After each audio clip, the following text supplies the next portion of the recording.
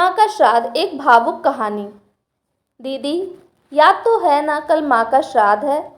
हमने बड़ी पूजा रखी है उनकी आत्मा की शांति के लिए, इसीलिए आपको सब परिवार के साथ आना ही है।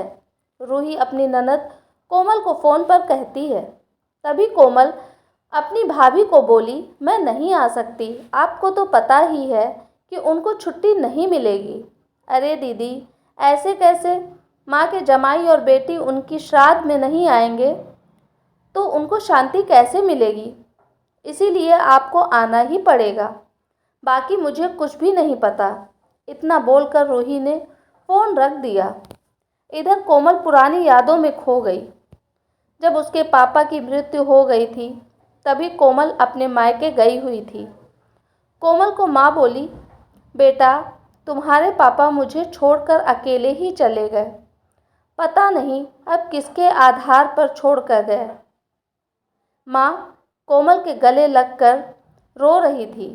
तब कोमल बोली, यह सब लोग तो हैं ना, भैया भाभी और बच्चे, तो चिंता क्यों करती हो?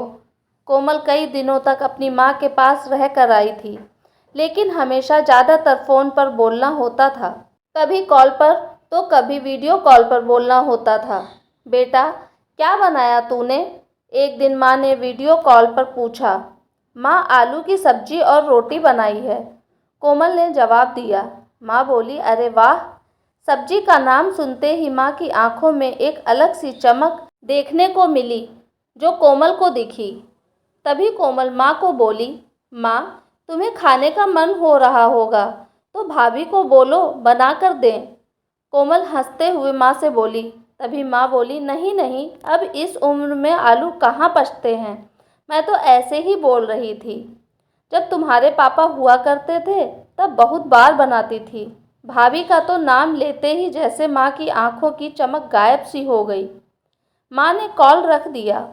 माँ को क्या हो गया, ऐसे क्यों बोल रही थी? वहाँ सब ठीक तो होगा ना? कोमल अपने आप से बातें कर रही थी। ऐसे बहुत बार खाने की बातों पर बातचीत होने पर माँ की आंखों का भाव बदल जाता, लेकिन ऐसा क्यों था वो समझ नहीं पाई।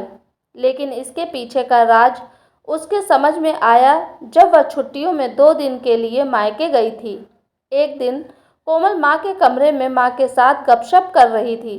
तभी दीदी, खाना खाने चलो। रूही माँ के कमरे में आकर कोमल को बोली, चलो माँ, तुम भी खाना खा लो। कोमल उठते उठते हुए बोली, अरे दीदी, नहीं नहीं, माँ को क्यों तकलीफ़ देना, वह यहीं पर ही खाना खा लेंगी, आप चलो। रूही बोली, लेकिन भाभी। लेकिन वेकिन कुछ नहीं दीदी, आप चलो, माँ के घुटनों में दर्द होता है, इसलिए माँ कमरे में ही खाना खाती हैं। रूही स्पष्ट रूप से बोलती है।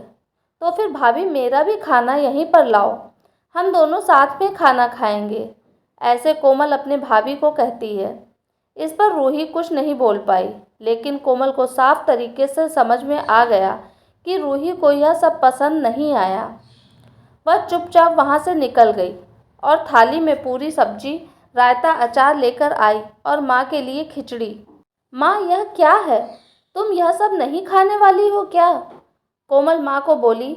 उतने में ही रूही बोली, अरे दीदी, माँ को यह सब हजम होता ही नहीं, इसीलिए मैं उनको खिचड़ी और दाल ही देती हूँ। इतना बोलकर रूही वहाँ से निकल गई। माँ ने अपनी प्लेट उठाई पर माँ का ध्यान कोमल की प्लेट पर ही था। यह देख कोमल सुन्न सी पड़ गई। उसने माँ के मुंह में एक पूड़ी का निवाला डाला, लेकिन माँ ने मना कर दिया। तब कोमल ने अपनी माँ की आंखों में वही भाव देखा था जो वीडियो कॉल पर देखा था। पता नहीं भाभी का डर था या लड़की के निवाले का मोह था।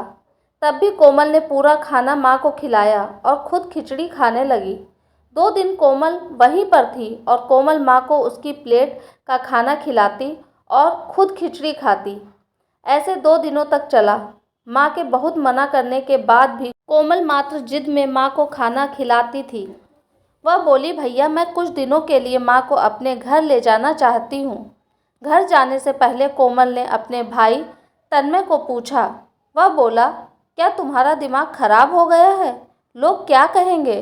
बेटा माँ को तकलीफ़ देता होगा, इसलिए माँ अपनी बेटी के घर रहती है। तन्मय गुस्से में बोला, अरे बाबा, सही तो बोल रहा है वह। माँ बेटी के घर जाती है क्या भला? तू आराम से जा अपने घर, मेरी चिंता मत कर, मैं यहाँ खुश हूँ। बेटे की बातें सुनकर माँ बोली। कोमल ने बहुत जिद की लेकिन माँ बेबस थी। कोमल उदास मन से अपने घर वापस आई। कुछ दिनों बाद खबर आई कि माँ अब नहीं रही। इस खबर ने सब कुछ खत्म कर दिया था। कोमल को पता था कि माँ कितनी तकलीफ से गुजरी, लेकिन माँ को दूसरा लड़का नहीं था, बल्कि एक लड़की थी, इसलिए वह कुछ नहीं कर सकती थी। कोमल अकेले ही माँ के श्राद्ध में आई। आज माँ के श्राद्ध में 56 तरह के भोग बनाए गए। सब लोग मज़े से खा रहे थे। लोगों ने रूही और तन्मय की वाहवाही करने में कोई कसर नहीं छोड़ी। दुनिया में सबसे अच्छा बेटा और सबसे अच्छी बहू कह रहे थे उन्हें। माँ के गुजर जाने के बाद इतना विचार कर रहे हैं, तो माँ जिंदा थी तब कितनी सेवा की होगी दोनों ने। कोमल दुखी होकर माँ की तस्वीर की तरफ देख रही थी। तभी, दीदी चलो आप भी खाना खा लीजिए, रूही कोमल को बोली, जो माँ के रूम में माँ की तस्वीर सीने से लगाकर रो रही थी। वह बोली, नहीं भाभी, मुझे नहीं खाना। लेकिन क्यों? आप नहीं खाना खाओगे तो माँ की आत्मा को कैसे शांति मिलेगी? रूही कोमल को बोली, भाभी, जिस खाने के लिए मेरी माँ जब जिंदा थी तब तरसती थी, उसे मरने के बाद दे रहे हो, तो वो कैसे तृप्त होंगी? सोच कर देखो एक बार, आज आपने पकवानों का ढेर लगाया है। माँ जिंदा थी तब आपने उनकी मनपसंद खाने के 2 निवाले खिलाए होते, तो माँ वैसे भी तृप्त हो चुकी होती। वही माँ का असल में श्राद्ध कहलाता है। यह जो भी हो रहा है वह सिर्फ एक दिखावा है। इसकी वजह से माँ कैसे तृप्त हो पाएंगी? जो घर से मेरी माँ अतृप्त होकर चली गई, वह घर से मैं कैसे खाना खा सकती हूँ भला? कोमल चिढ़कर रूही से बोली। तभी वहाँ पर तन्मय भी आ गया। भगवान की लाठी में आवाज़ नहीं होती है भैया भाभी, वो जब भी किसी पर पड़ती है ना, तब जख्म बहुत गहराई तक और ना भरने वाले होते हैं। आप भी तो 2 बच्चों के माता पिता हो, लेकिन मैं भगवान से दुआ जरूर करूँगी कि आप जब तक जिंदा हो तब तक आपको अतृप्त ना रखें। माँ ने तो अपना वनवास भोग कर कहीं नया जन्म लिया होगा, लेकिन आपकी ज़िंदगी बहुत बड़ी है। कोमल यह सब बोलकर माँ की तस्वीर लेकर चली गई। पीछे रूही और तन्मय की गर्दन शर्म से झुक गई। दोस्तों, माँ बाप जिंदा हैं तब तक उनकी सेवा करना, उनकी हर इच्छा पूरी करना, वही उनका असली श्राद्ध होता है। उनकी मृत्यु के बाद कितने भी 56 भोग बनाए जाएं, सब व्यर्थ हैं। ये थी मेरी आज की कहानी। आशा करती हूँ आपको पसंद आई होगी। आपकी क्या राय है इस कहानी के बारे में, मुझे कमेंट के द्वारा ज़रूर बताइएगा। अगर आप मेरे चैनल पे नए हैं तो प्लीज़ सब्सक्राइब कीजिएगा मेरे चैनल को। कहानी पूरी सुनने के लिए आपका बहुत बहुत धन्यवाद।